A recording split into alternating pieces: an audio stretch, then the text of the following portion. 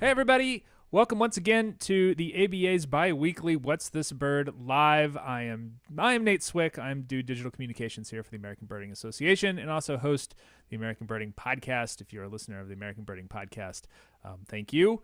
You may recognize my voice from that. I am joined by regular podcast guest and general all-around ABA question answerer about birds person, Ted Floyd, editor of Birding Magazine, and of course many other things. We all wear many hats here at the American Birding Association. Ted, how are you doing on this fine late January afternoon, morning, I guess it is for you?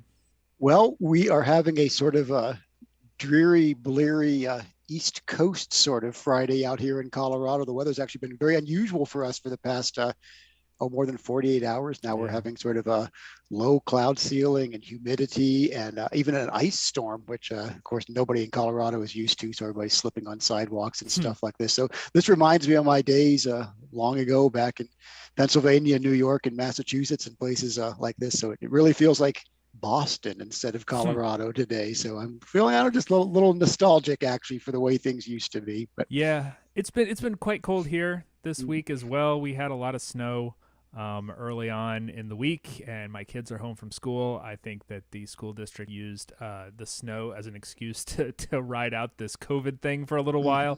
But everyone is home. Hello to all the people who are saying hi to us here in the chat.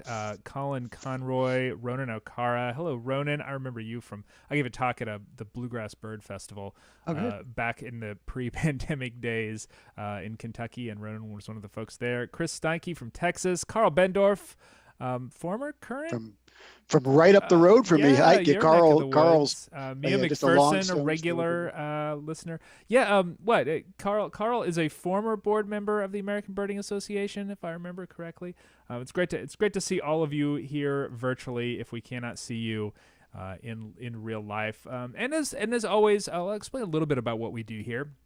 So this is kind of in the ABA's What's This Bird group. It's also being shared in a couple other groups, if I remember correctly, if I set things up correctly. Usually my typical co-host, Greg Neese, does a lot of that stuff. And I've had to kind of ride herd a little bit on this What's This Bird. So if there are any sort of technical difficulties, you can blame me for this one. But what we do here is the ABA runs What's This Bird Facebook group. It is a crowdsourced bird identification community. People take photos of birds with their cameras, with their phones, with whatever they have. They post them up in the What's This Bird group, in our friendly group of contributors, admins, all the people that make that group work will help to identify those birds for folks. And so we talk a little bit about bird identification. We see a lot of the same sorts of birds over and over and over again. But what we see, we usually do here every other week is we grab a few of the more recent kind of interesting bird identification challenges, and we'll talk through them live. And if anyone has any questions or comments or just sort of bird talk that they'd like to engage in for the next hour or so, Ted and I are happy to oblige on that. We'll talk birding.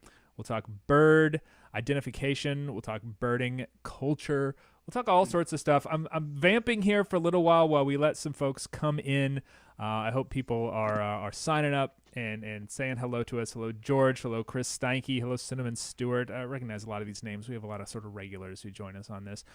Speaking of kind of weird photo identification issues, Ted, I've engaged myself recently in Ivory-billed woodpecker discourse, speaking of trying to identify birds from poor photographs. Over the last week, with the news that the Fish and Wildlife Service has reopened the comment period or extended the comment period for their recent decision to make that bird to call that bird officially extinct, sadly, but I think actually kind of honestly. And there's a lot of bad identification, and I feel like I'm trying to encourage people to understand that photos are not the end all be all of bird identification, and in fact can kind of tell you things that are not always there. But it's an interesting practical application of the processes that we talk about here in this group. Fun. Yeah, interesting. You should have brought that up. I had a very long conversation on what is today? Today Friday? Today is Friday. So this would have been, I guess, Tuesday. I was up in Greeley for a concert. I wasn't. I was just the oboe dad. I was doing the driving. But I had a conversation with Steve Mlodinow, a bird identification expert. And for those of you all who know Steve, Steve can just talk and talk and talk and talk for hours.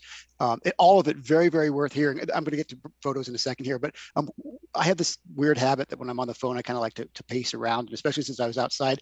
I walked 13 miles while talking to Steve on a single phone call. However, we talked a lot about photographs, and he kept going back to this point that just as you said, photographs are not the end all and be all of bird identification. And we weren't talking about ivory-billed woodpeckers at all. We were basically talking about impidinx flycatchers and some other sort of tricky groups like that. But he came up with this sort of formula. I don't really remember it all. It was a 13-mile walk while I talked to Steve, but about how I can't remember the number, like only like 70% or 72% or something of photos of epids are like remotely identifiable at any sort of responsible level. I thought that was really, really interesting that, you have these good, clean, crisp photos of birds. And, he just says that a lot of them cannot be identified from photos. And that makes all the sense in the world, because in real life, we hear these birds and we see them. We see them doing things with their tails and their wings and flying around and interacting with other birds and maybe sitting in a nest or something like that. So point well taken.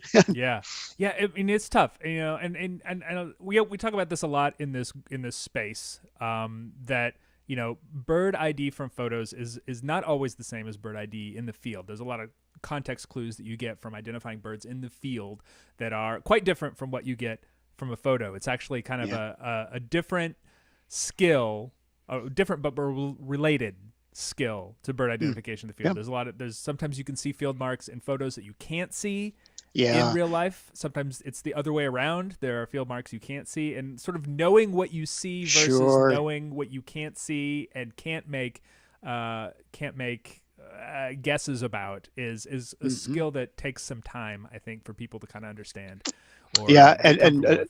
Another conversation, I won't tell you about all the personal conversations I was having of late, but just yesterday with another birding friend about the necessity really to take a sort of a both and as opposed to an either or approach to photos and to non-photographic documentation. I think sometimes all of us are sort of guilty of this sort of knee-jerk response. Photos are useless or photos are everything. And the truth is, photos are part of the experience of learning and enjoying. There's a reason people put them in field guides, right? And I know you have published a couple field guides with photos instead of illustrations, and I have as well through the ABA field guide series. Sure. And also your Smithsonian guide. Do you find what do you find most useful? Just out of curiosity. As much as I can get, really. I mean, nothing beats field experience. I mean, being there with the bird is very valuable. But by golly, there are so many instances in which reviewing photographs afterwards, and by the way, increasingly video. Video is really useful, and you can get remarkably good video, say with a cell phone these days. And maybe let's go back to impidinx flycatchers. Maybe you can't see the wing bars or anything like that, but you can see the bird flying around and maybe chipping and flying into the shrubbery and flying back out of the shrubbery. And then this is kind of a predictable comment for me, but of course I love spectrograms. Very often a spectrogram can sort of seal the deal with if you have a flight call or a chip note or something like that. So I find that particularly interesting because that's not always something that you can hear in the field either. So you're applying this technology and this almost extrasensory field identification tactic to identify things like impidinx flycatchers sometimes with their WIT calls, and certainly red crossbills. We talk a lot about recording. People talk a lot about recording red crossbills to determine the different types. And oftentimes when I'm listening to recordings of the different types, I have a really hard time discerning one from one. Yeah. And sometimes they're more obvious in a spectrogram. And I don't know what to think about that. Like, that's an aspect of bird identification that I don't know if I necessarily want to go down that path, because it is such like a long path. Sure. We can't see the end of it at this point. But so, it is interesting to think about. We've been having this conversation over in one of the ABA's Slack workspaces for young birders about crossbills, actually. And something that several of us have independently come up with is that we can sort of recognize, quote unquote, our crossbill. So, it's type 2 for me in Colorado, for example. And then when you hear something else, at least in my experience, and the young birders are saying this too, all we can say is that's not my crossbill. So it's kind of cool where, if I hear something other than type 2, which is my expected crossbill, it's like, yep, that's one of the other ones. And yeah, a really superb young birder up in Maine, Weston Barker, was sort of saying the same thing with his crossbills as well. He knows his main crossbills, and sort of after that, it gets kind of murky for him. Right. So. Yeah. Yeah. No, I have a ton of respect for people that are able to discern that. And I know that there are some that are out there, and I don't know whether or not it is a skill based thing or it is actually a physically, like, my ears don't work that way, and it's hard to know where that line is. It's probably a little bit of both. I was thinking they made some deal with the occult, and they have some unnatural ability that no human should possess. Right. But right, okay. I know people that have senses with regards to birds that are like that in sight, and it's nice to know that I fall short in another sense as well. Maybe I can get them on taste or something like that. I can there you go. Identify the different breeds of chicken. I have no idea. Anyway, let's move on. Now let's move on. Let's move on to our photos that we have here. As I said before, we have a number of photos they're all pulled from What's This Bird, the What's This Bird Facebook group, and we'll talk a little bit about the identifications of the birds and what we make of it. Ted, here's the first one. This is a photo that was taken in New York of a bird sitting on top of what looks like some sort of pine tree, some sort of evergreen tree. I chose this one because I thought it was particularly interesting that the person who posted it said, what kind of hawk is this? And it goes to suggest that, size is a really difficult thing to discern from photos. But, I think both of us know that this isn't necessarily a hawk, but why isn't it a hawk? Yeah. So before I answer that question or attempt to answer that question, my usual paranoid disclaimer that Nate showed these images to me seconds before we went on air, so I'm seeing these cold. High wire act bird identification. Right. Yeah. So why not a hawk and or maybe even a hawk owl? So here's a bird that's here's a bird that's up at the top of it, as Nate just said, I don't know, is that a white pine? I'm not sure. Anyhow, it's a conifer, as we it's a pine, as we said. It's a long-tailed bird with sort of reddish on the breast, and I mean, actually, a bird like, say, an adult sharp-shinned or Cooper's hawk kind of matches this bird. It's sort of a long-tailed bird that perches at the tops of trees and has reddish on the breast, and you can't see the head at all. So it's funny, I'm sort of on the spot and I mean, offhand, why isn't this, for example, a Cooper's hawk? Well, it doesn't have bands on the tail, so and that's just that we can see anyhow. I think it's pretty safe to say that there is some white on the tail, and I think that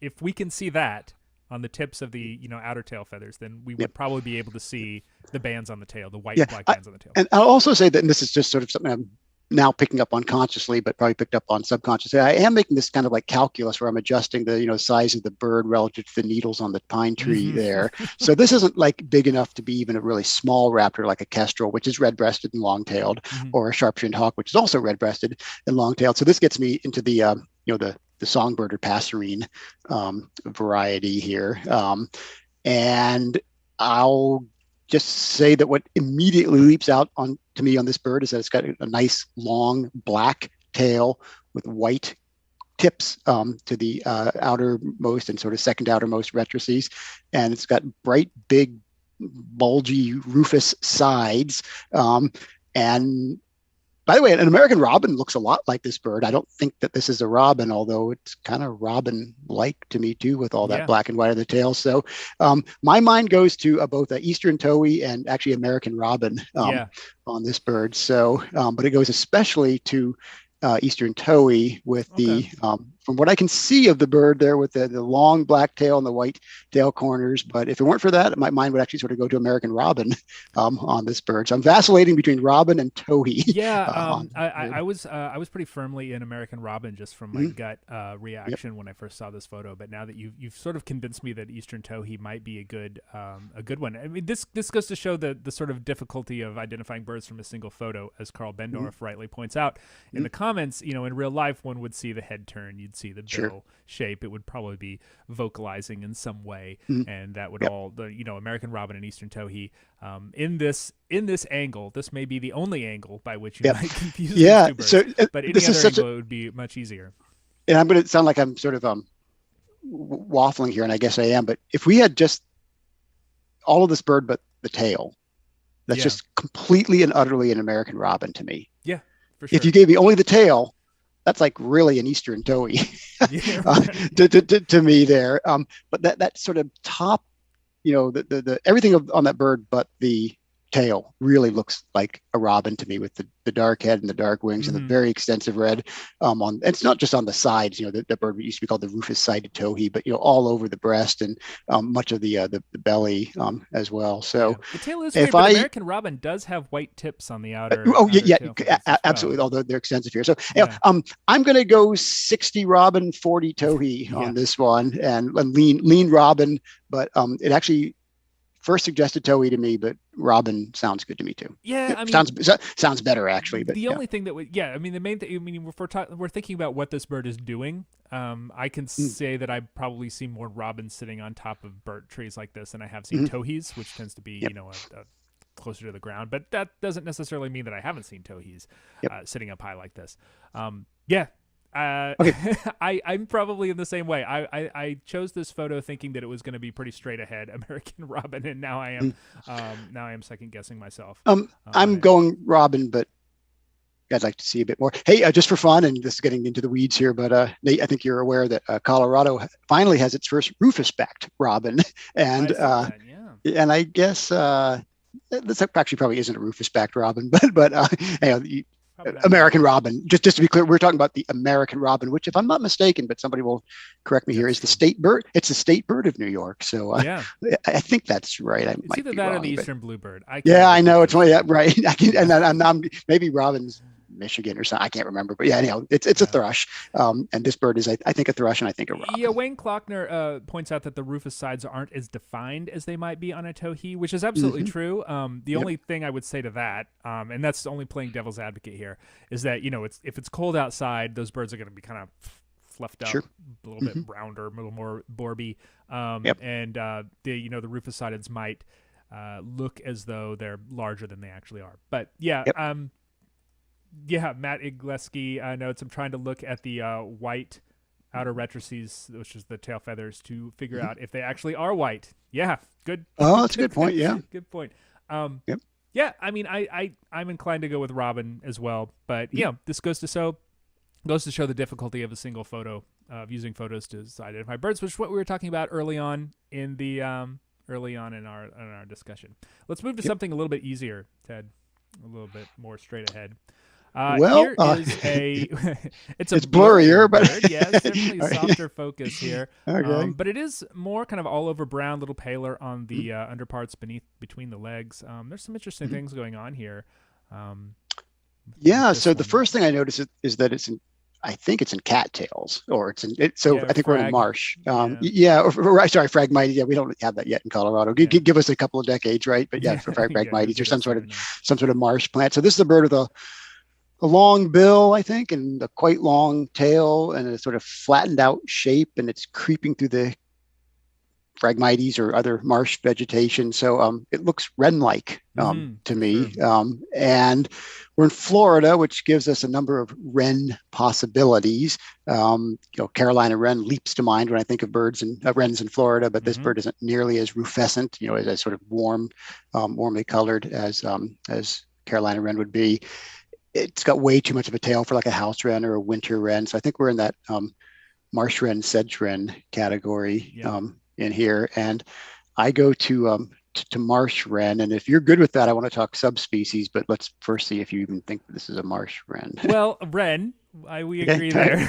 Okay. All right. I'm inclined to think that this one looks a little house wrenny to me. Oh yeah. Okay. But, that tail. But all right. Yeah. Yeah. Just because of the large tail and kind of the overall muddiness of the features. And I'm not exactly sure whether that obviously is because of the softness of the focus of the camera or the actual on the bird. It's hard to determine that given this image.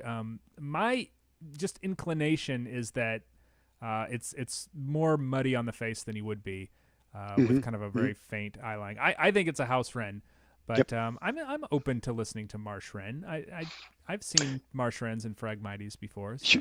Yeah, well, of course, now that I think of it, of course, I've probably seen house wrens and Phragmites as well. Here it is. Curious how habitat's such a great thing to look at, and I may have been tripped up right away by going into a marsh and Right. It is one of the thinking marsh problems. wren. It is Yeah, one of the problems that we see this marsh, but we don't know how big it is. Right. This could yeah, be like a right, little right. postage stamp size Sure. marsh then in like a retention pond like they have Sure, all over Florida. and house wrens absolutely find their way to Hmm. such habitats too. Um, Hmm. this is an example of way overthinking things from out here in Colorado. But so I've actually never seen, but I've seen pictures of a bird called, I think, Worthen's wren. Do I have that right? Oh, I'm The not the sure. the, All the I know is really the Worthen sparrow. oh, so there's like, maybe I have that name wrong. Somebody can help us here. But there's this really gray marsh wren that you guys have in North Carolina. Is this not ringing a bell or? The marsh wrens I've always see. I'm Well, googling gray marsh wren gray, and no, yeah, Worthen. gray marsh wren in the Carolinas. It begins with a W. Worthingtons, Washingtons. I can't Oh, remember. now I'm starting to understand what you're saying. Does Yes, that it ring? is a W something. Worthens is the sparrow, but I know Okay, exactly what you're yeah. talking about, and I also am totally blanking on the Okay, so here, subspecies name. but that's actually where my mind went to this initially. That kind of very gray, sort of washed out marsh wren. Of course, I don't believe that bird makes it down to even the northernmost stretches of Florida. I think it's Mhm. really sort of like a Carolinas kind of wren. Yeah, marsh wren. Now that you're sort of talking about it, it is a more colorful, more strongly marked Worthington, bird. Wayne Kluckner says. Worthington, Worthington. thank you. Okay, so I got the Worth part, but it kind of You get disintegrated after that. So Worthing. okay, Worthington's wren. So that thanks, Wayne. But that popped into mind, although probably not in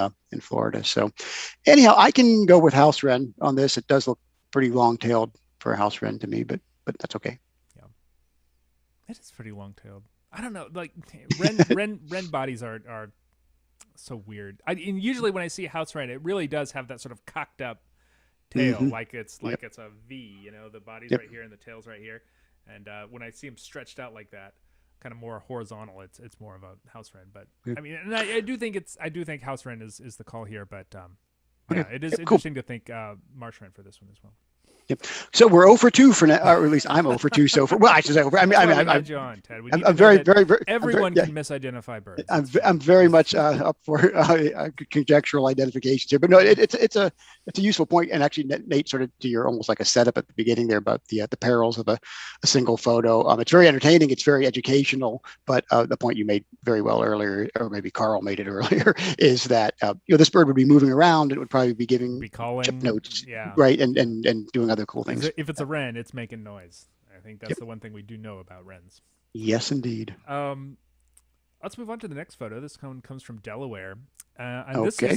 this is a mostly obscured, Yeah. largish bird. If I'm using the sizes of the twigs and the trunks of the trees around it Yeah. here, and I thought this was pretty interesting because it is so obscured. It is frequently how Yeah. we see birds. A lot of times, we don't always get that picture perfect, soul satisfying look at every single thing that we see. We see a lot of things through branches, through reeds, Yeah. bits and pieces of birds when we try to identify them here. Um, Yeah.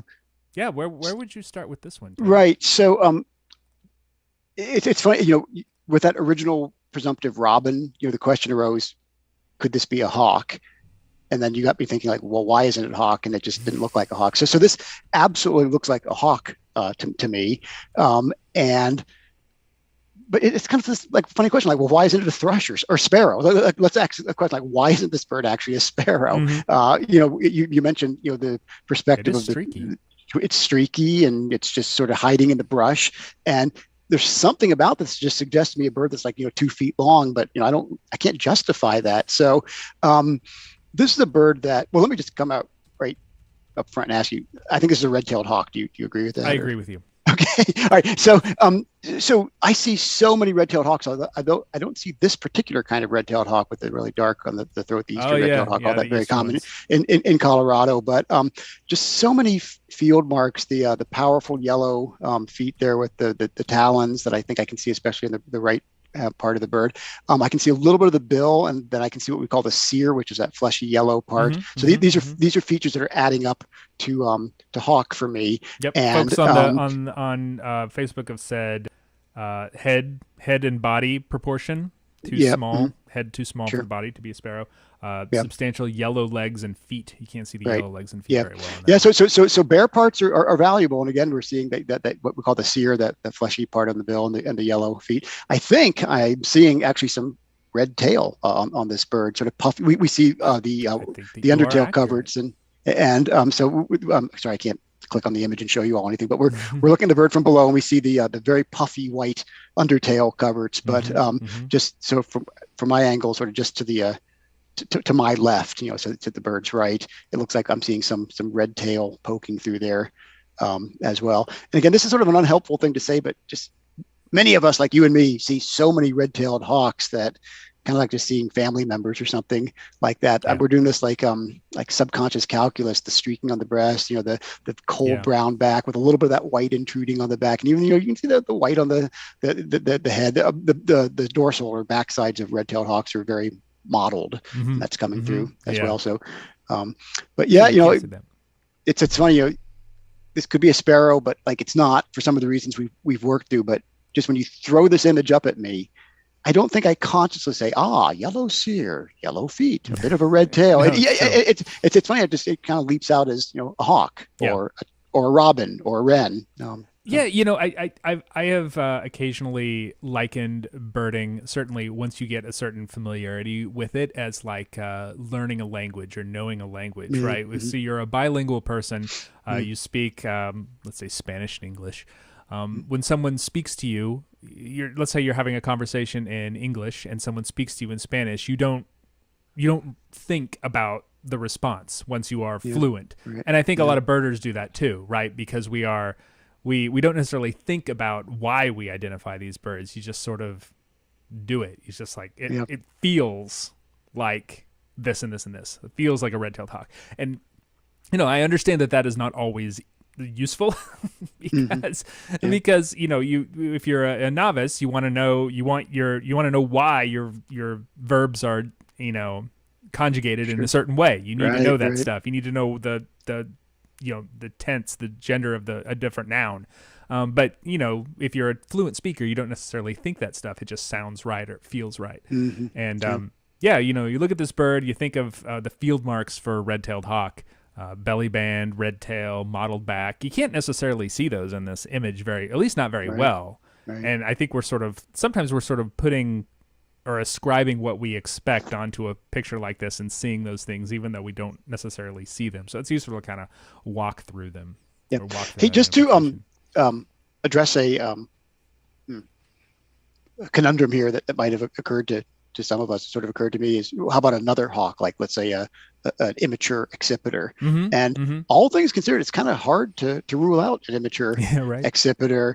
They're especially just from the angle that you see here, because it's hard to get a sense of the tail length versus wing length. I'm just looking at the crude field marks, streaky kind of warm reddish brown breast with big puffy white undertail coverts and sort of brown bird overall. So accipiters are typically, they're so svelte, and even when they're cold, they're still kind of long and stretched out. And this bird just looks like a big, vigorous, robust, kind of hulking big raptor, like a red-tailed hawk. But I mean, if you got to like raptor and we're in the realm of like immature accipiter, like I guess all I want to say is like I'm there with you too. Like this bird is really quite similar to like a immature sharp-shinned Cooper's hawk. Yeah, for sure. When I think about things like proportion of the body versus the head, accipiters always seem like the head is pretty big, the body is sort of columnar.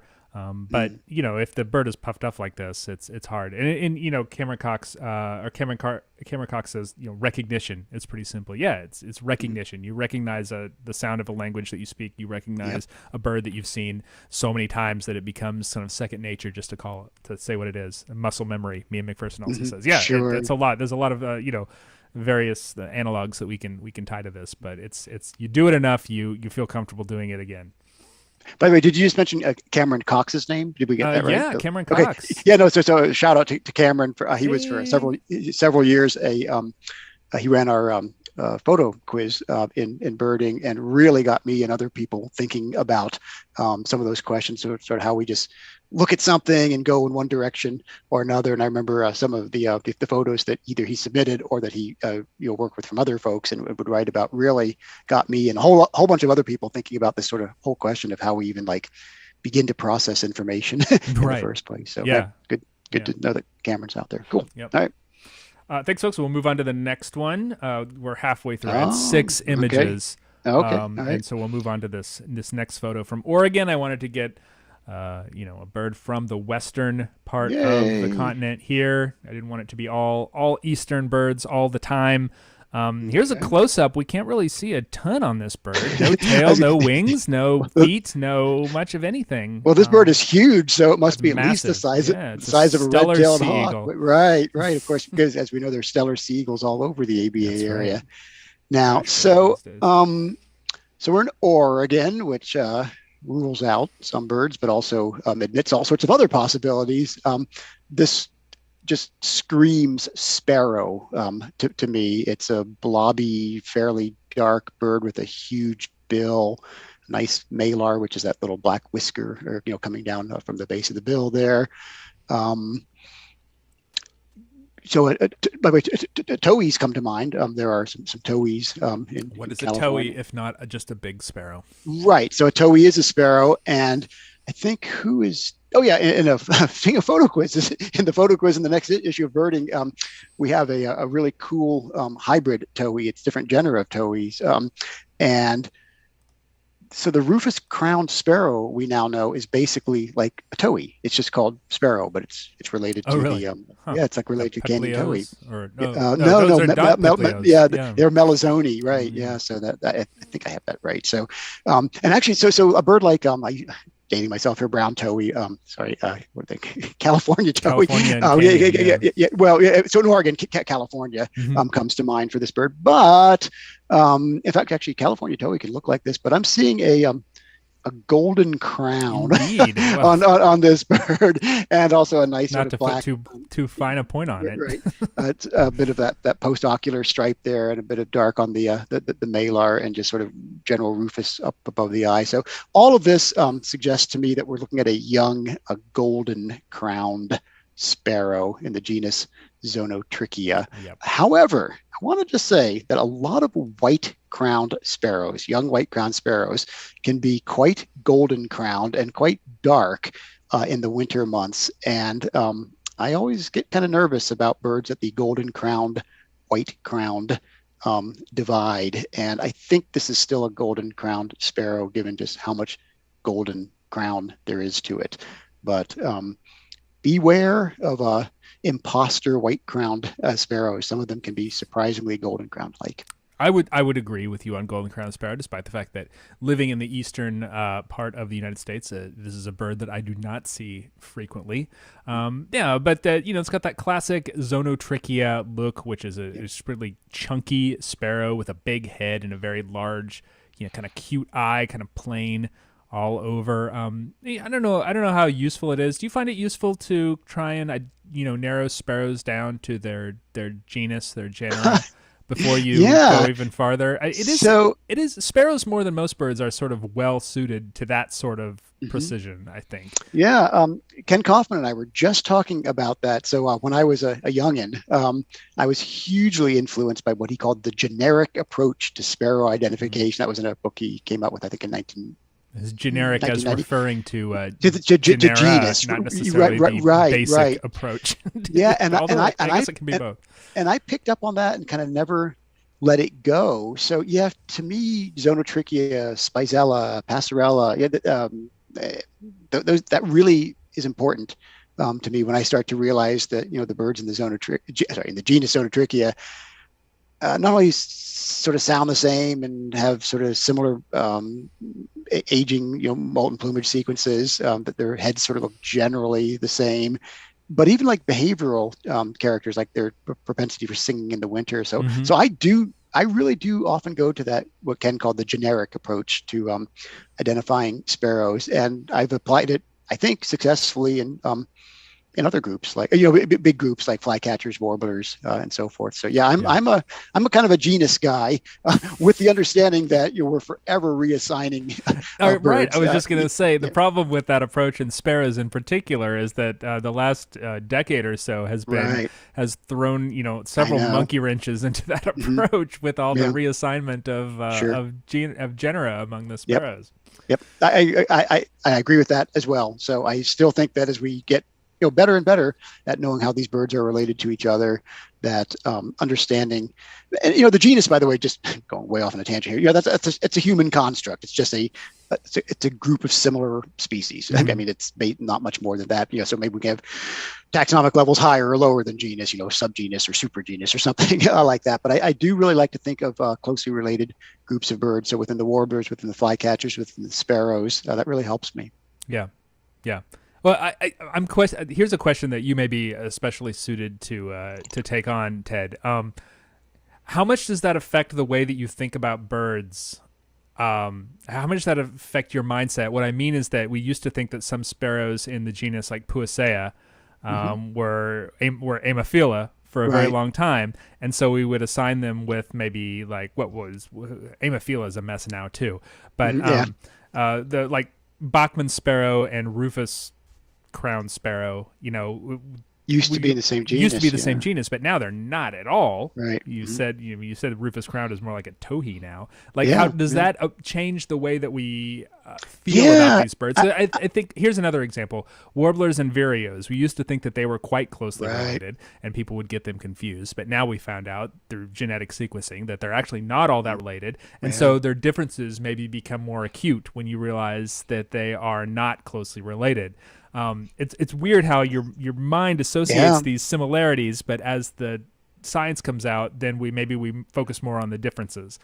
Boy, if you have 3 hours, you'll go into some detail on this. But no, certainly what you learn just makes such a difference. And funny that we're in the realm of Rufus crown sparrow here, but I actually had occasion just the other day. I don't even know why I was doing this, but I had a recording of our old brown towhee, the canyon towhee in Colorado, singing alongside a Rufus crown sparrow. And I was like so struck by the similarity in their spectrograms. Like they really have similar looking spectrograms. But you're so right that sort of what we know influences sort of how we see the world. Anya Auerbach made the great point, this was quite some time ago now, but that she came of age as a birder, because she's a lot younger than I am, after the time that the vireos were moved away from the warblers. And her point is, well, duh. but mine is, but I grew up thinking, that warblers and vireos, they're insectivorous birds about the same size that migrate around the same time and forage side by side. So I think I finally, unshackled the burden of thinking of vireos and warblers as similar. But, it took me a little while. I'll also say, though, that sometimes it clicks instantly. Like when the Towhees, hawks and falcons would be. I was thinking that's a good one. I was thinking, for example, the move of the long spurs away from the sparrow. Oh, right. Like it took me 30 seconds to get used to that. It's like they're so different. They walk differently. Their flight calls are utterly different. So many aspects of their ecology are different. Their plumages are actually really different. Like I had no problems with that one. Another one was the American tree sparrow, which so now we know it's in the genus called Spizelloides, and it's actually closely related to the fox sparrow, not to like the chipping sparrow. But they're chunky sparrows, makes sense. Yeah, it migrates far to the north, and it's quite rufescent, reddish. Its song, you rarely heard from most of us. Song and the song of the red fox sparrow, pretty similar. So in general, I catch on to these pretty quickly. But sometimes I do resist, I think. And vireos, the example you gave, are a good one. It took me a little while to realize that vireos are actually like related to crows and shrikes as opposed to warblers. So yeah. Anyway, I not to send you off on a tangent down a rabbit hole, a series of rabbit holes. But I just found that sort of interesting as well, as apparently you do as well. Let's move on to the next bird here, and this is a series of 3 white waterfowl here. So there's always waterfowl. One of them we can see well, 2 of them we cannot. Yeah, this is another Delaware. Delaware's small state, coming up big on bird identification quandaries. Small wonder. Yeah. Right. So I think this may be a trick photo. So one bird is How easy dare to you? see. How I dare know you accuse me it's of the bird. photo? It's the bird at the left. Yeah. That to me is just clearly a snow goose. It's got that unique, and editors never like to use the word unique, but it's got that unique bill. Mhm. It's long and pink, and it's got what we call the grinning patch, that sort of strange, sort of skinny oval on the side there. And I think this is a young bird too, because it's not very whitish. It's sort Yeah, of kind of ashy. darkish on the back. Yeah. So I don't have a problem with that being a snow goose. And then there's sort of I'm tempted to say, well, it's with two other birds on the ice that are white, and Can't see their faces. can't see their faces. But the bird on the right just looks, kind of long neck to me. And if you just showed me that bird on the right, so let's say you photoshopped out the two birds on the left there. Not that we would ever do that in an ABA activity or publication. I actually would ask, like, well, why isn't that a swan? It just looks kind of really long necked to me. And immature swans can have sort of gray on the head like that. And I just don't think it's big enough to be a swan unless there's some really funky camera angle going on here, because it looks about the same size as the snow goose. But a big snow goose and a small tundra swan, that's our smallest swan, could almost, I don't know, fit into a photo like this. So I'm very confident that we've got a snow goose in the photo. And I think those two others are probably snow geese, because they look about the same size. But I think you should zoom in on those photos there, Ted. oh, should I? Okay, I was saying that. So that bird looks. Oh, yeah, and I can't do that. Oh yeah. All right, I'm tricking you. That bird on the right, it looks quite long necked, like a swan. Yeah. So well, there's a good reason for that.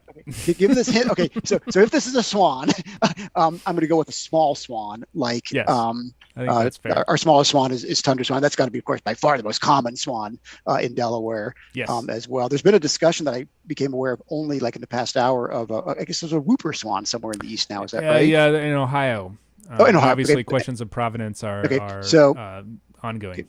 Okay. But tundra swan is our smallest swan, and that long neck sounds good to me for tundra swan. But yeah, I got. Again, I saw that snow goose, got hung up on the snow goose. These birds. You did exactly the thing. You fell into my trap, Ted. Well, good. I'm always happy to be a willing stooge for you. But yeah, that bird, especially on the right there, looks long necked to me, and at least somewhat bigger than our snow goose. Yeah, and I think it's pretty safe to assume that these are in fact tundra swans. You can see the kind of black eye and a little bit of the top of the black bill on the bird on the far right. Those sort of ashy necked tundra swans is pretty pretty normally seen this time of year on the eastern part of the continent. We have quite a few tundra swans in North Carolina where I live. I was out on the Outer Banks with my family at the end of last month, about a month ago, and we saw quite a few flying around at Pea Island National Wildlife Refuge and Alligator River National Wildlife Refuge. But snow goose and two tundra swans is what I would say on this one. But yeah, I think it's useful to talk about things other than the face on these things. Yep. They do look a little bit bigger, but yeah, I think it's safe. The foreshortening is definitely a question that needs to be answered. But I think it's safe to say that these two birds are fairly larger than snow goose. This is a big snow goose, though, too. This is probably one of the greatest. Hey, I have a question. Colin Conroy says that there's a follow-up photo. I'm sorry that there is not a follow-up photo. It's just the one photo. So I'm curious. You may not know the answer to this. When images like this of not what's this bird, but what are these birds get posted? Yeah. Do you know if was the question about the bird on the left, or was it? So I just see three white birds, and I sort of like, well, maybe they're the same. But I just wondered. I can't remember. Maybe someone who has seen this photo more recently. I just kind of grabbed one because I thought it was interesting. Yep, I didn't actually go through the totally. comments. Yeah, and just on a very broad sort of note about identifying birds at all. So. I'm speaking for my own process here, so I go right to the, if you will, the easy bird, the snow goose. Sure, obviously. And then in my defense, I will at least say I did consider the possibility that we just don't assume that they're all the same. And then that especially long neck started, to get me nervous. So if you've got a flock of, it doesn't matter, sparrows or gulls or white birds on the ice, it's just really a good idea to look at them sort of one by one by one by one. If Eric DeFonso is out there, shout out to Eric for finding a beautiful Eurasian widgeon right here in Boulder County for us about a week and a half ago. And well, I was just going to say, when I got to the place where that widgeon was, my first thought was, how did he ever find it? There are hundreds of widgeons in there, and they're all bunched in together, and the glare is terrible, and they're sort of distant on the ice, and there are also hundreds of redheads and other birds in there. So I was going to say the clue for where I live here in Eastern North Carolina has always been look for the redhead in the flock of widgeons, but it doesn't work when there's lots of redheads. Right. Yeah. So I mean, there were, I don't remember the numbers, but I think more than 400 widgeons, let's say 300 or maybe more than 300 redheads, and all bunched together and all far away and all in bright glare. And just given what I know of Eric, I mean, he just sort of went through that flock, bird by bird by bird by bird. Yeah. And one of them wasn't quite an American widgeon and wasn't quite a redhead and turned out to be a Eurasian widgeon. Yep. So, cool. Yep. For sure. All right, we got one more, and then we'll open it up to questions if anyone has them. And also, feel free to drop those questions in the comments as we are talking about this bird. We'll be sure to pick them up and talk about them if anyone has them. But we're coming up on 50 minutes to go, so let's talk about this yellowish bird from Arizona, another little perching bird. You can tell by the skinny legs, skinny toes, skinny bill. Yeah, it's all yellow.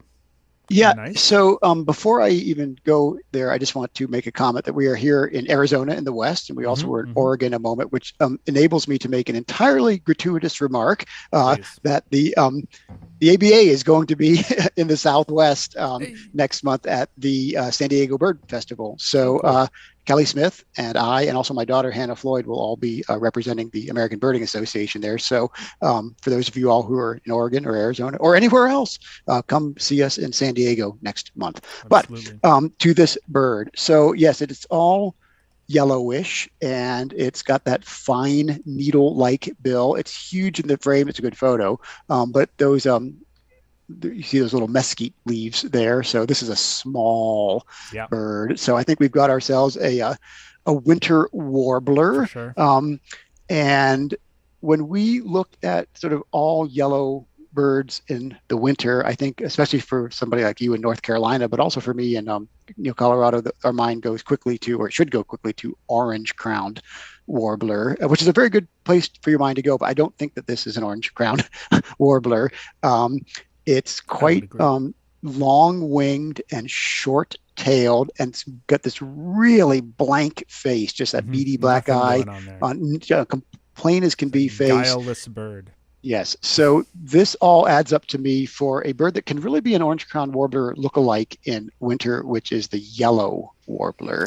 So I'm thinking just with that staring blank face, the big beady black eye, the short tail, the long wings, the generic yellow, in the essential general yellow color overall, that this is a wintering yellow warbler somewhere in Arizona. Yep, I agree with that. Interesting you point out orange-crowned warbler, definitely a good confusion species. They, at least to my mind, they tend to be a little more olive greeny than yellow, although they can certainly on the West Coast. They can. I was just going to say that might be might be your Eastern bias poking through there. Yeah, you guys are in Salata land, and these bright, what do they call lutescens, orange-crowned warblers in the West can certainly be this bright. So I think that this could be a bright.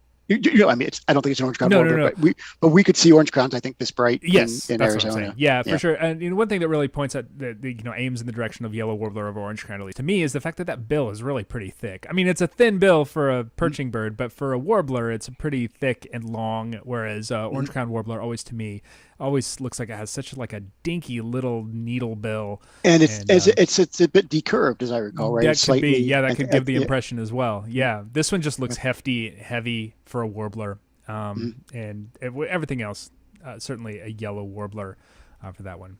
And Carl Bendor says a yellow tail. The tail is yellow on all the way look to at that! Yes, the yellow tail spot. So if this were another Setophaga warbler.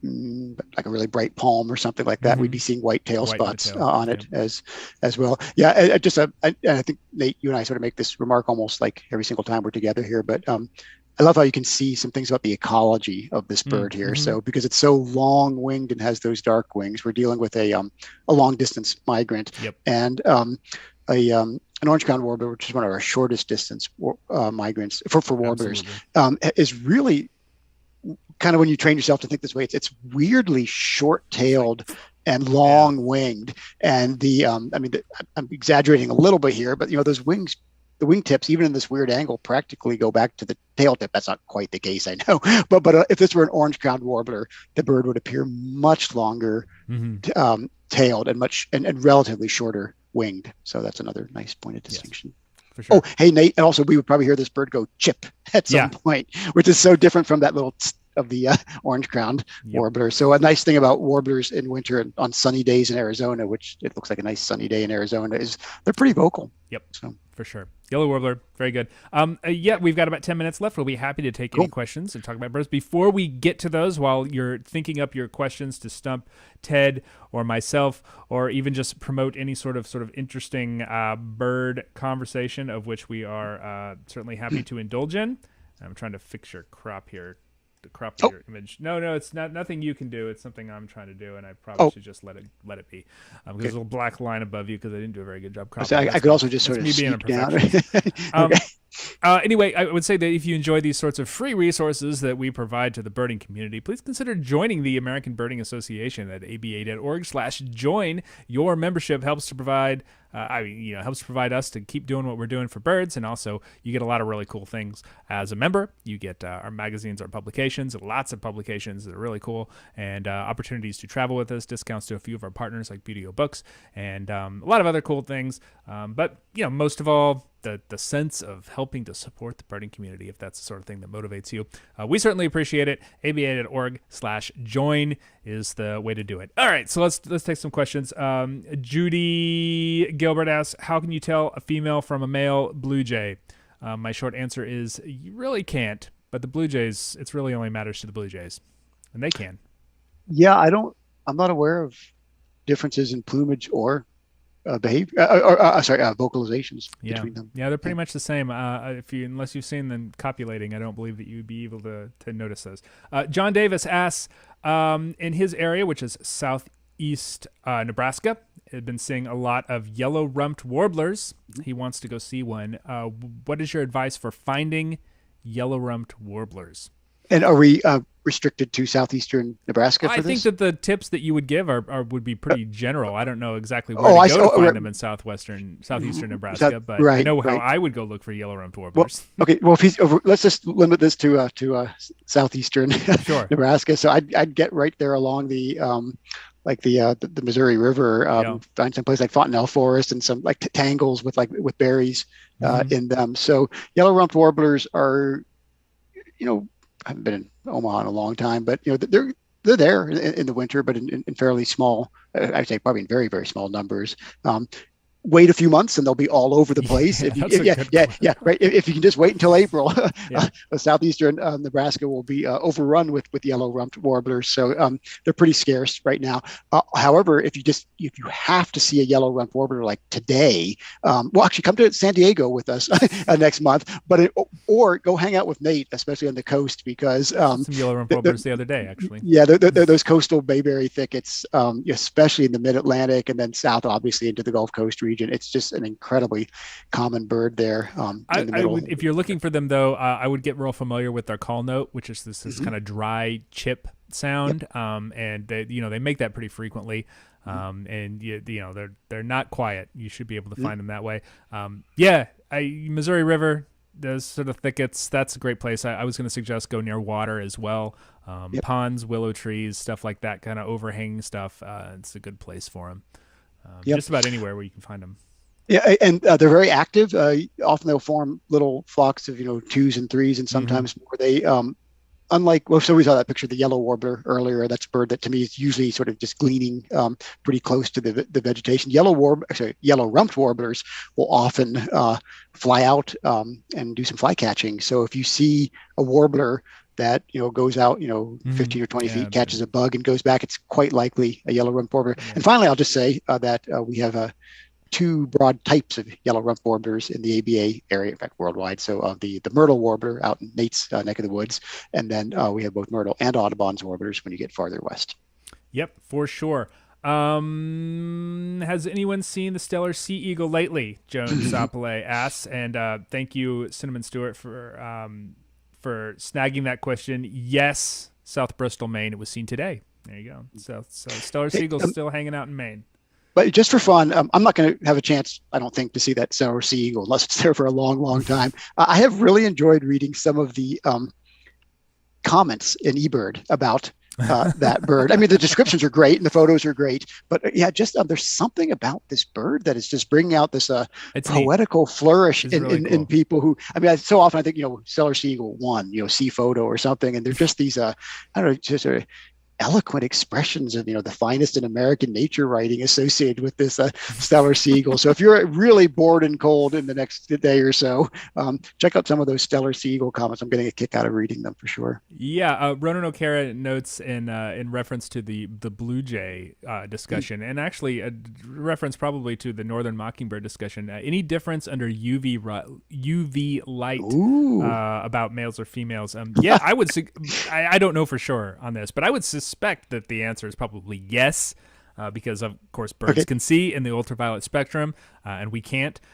So it would make sense for birds that, to our eyes, look more or less identical, males and females, that the males and females would show different under UV light. The males would be brighter. I know that's the case in some birds that they've studied. I don't know if that's been studied with blue jays in particular. Yes, two things there. We got to go fast, but so some of the tropical manakins are like that. The birds that look just totally brown to us are brilliant in the UV. The second one I mentioned one of our Slack workspace for young birders. I think it was Weston again, anyway, Weston was involved in the conversation, but made this intriguing philosophical observation that because blue jays have that structural blue color that requires sunlight to make them look blue, and he said, if it's nighttime, is a blue jay brown? And when you think, I mean, at first it looked like just sort of like some weird like sophomoric like stunt, but we got to talk about that's a really what color is a blue jay at night? And I'm not convinced that the answer is blue. So anyhow, I know it starts off just seeming like some like a high school meme or something like that, but we got pretty deep into like what it means for a blue jay to even meaningfully have color at night, because the blue requires sunlight. Anyhow, it's not a pigment, as you know, it's a light effect. Physical, Yep. All right. So here's Susan Nelson asks, and this is more of an ethical question: is it proper to use Merlin calls? And I assume she's referring to Merlin the app as opposed to Merlin the bird. To attract birds. Because if you're playing Merlin the bird call, I don't think that would attract birds very much at all. But it might scare them off. Exactly. Right. But Merlin using apps. So thoughts about the ethics of using playback, I guess, is where we're that's another one of those sort 3-hour conversations.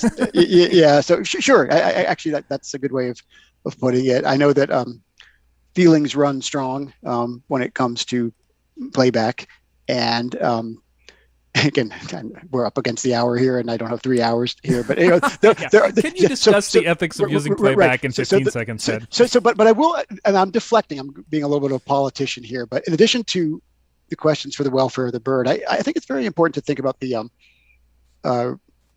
respect for other people nearby. So if you are in a group of 35 people who just really want to have a sort of pure natural experience with a bird in the shrub, and you just loudly and annoyingly and obnoxiously play your Merlin bird ID app, I think that you're actually being disrespectful to the people who might not want to hear. It's kind of like running your lawn blower at 6 a.m. on a Sunday morning or something like that. So I think that a lot of these questions, although she used the word ethics, there's also like this she aesthetic. Did, and I did. You did. Oh, I see. Yeah, but I mean, think about other human beings out there as well. And the usual caveats apply. Don't do it where it's illegal, for example, in U.S. and Canadian national parks. Don't do it where you're obviously stressing or harassing the bird. If you're on a Christmas count and somebody really needs you to document a Virginia rail, and you play a Virginia rail once or twice just to get the bird to go whack, whack, whack, whack, whack, whack, whack. I'm almost positive that you are not like murdering this bird by playing Virginia rail call, once or twice like that. I've had rails respond to like a slammed car door. Sure. So they there's very little that they will not respond to given the right circumstances. I have to just a quick story there. We I remember an episode just a summer or two ago where we played the wrong rail call, and I don't remember which it was, but we either did it was probably Sora, and a Virginia rail came right out. We joked, "Oh, that's kind of funny." Virginia rail responded to the wrong call, and then a Sora came right out, and they copulated with each other. They're in different genera, by the way. So yeah, rails respond to anything. I think Carl's still with us, and I don't blame him if he's left already. But I remember a time when Carl and I were doing a Christmas bird count, and we were in a little wooded area, and I thought, a perfect eastern screech owl imitation, and a Virginia rail responded immediately. Yeah. Never got screech owl, but we got a Virginia rail out of it. So yeah, Wayne Klockner notes in the comments, attracted a black rail with a Virginia rail call. That's a good one. That's a good trade. That's a trade up right there. Yeah, and didn't think we were going to go in this direction. There are some calls of black rail and Virginia rail that are surprisingly similar. Some of those they can be, we call them a poor man's black rails in Colorado. Sometimes people, they're hearing this, which can sound like that kind of kickapoo, call of the black rail. So, yeah. Ronan O'Cara notes, with regard to playback, correctly, there are times when it shouldn't be done, such as on breeding territory. There's a few weeks in there months in there where you probably shouldn't use it at all. For sure. And keep in mind, it's like legit cut and dried illegal in some places. Like you can go to jail for using playback in places. So keep that in mind as well. We're a little bit past 2:00, so I think that the Twitter feed already stopped. So I don't want to, all right. Yeah, it only runs for an hour. I haven't really figured out how to solve that problem. But anyway, I probably should set it for 2:30 instead of just 2:00. But in any case, that's neither here nor there. If you enjoy this sort of stuff, aba.org, please join us. We certainly would appreciate you being part of the organization. You can find me, if you enjoyed listening to me talk about birds, you can find me on the American Birding Podcast that comes out every Thursday. Ted is a regular guest on that as well, and he's also the editor of ABA's Birding Magazine, so you can find his stuff, his work, or at least the work that his hands have touched there. Exactly. Otherwise, we'll say goodbye to you. We'll be back in a couple weeks, either with Ted or with my regular co-host Greg. Thanks, Ted, for your time. Thanks, everybody, for listening. Join the ABA, and we'll see you all down the road, I guess. Yep. Thanks again, Nate. Thanks, everybody. Bye, everybody. Okay.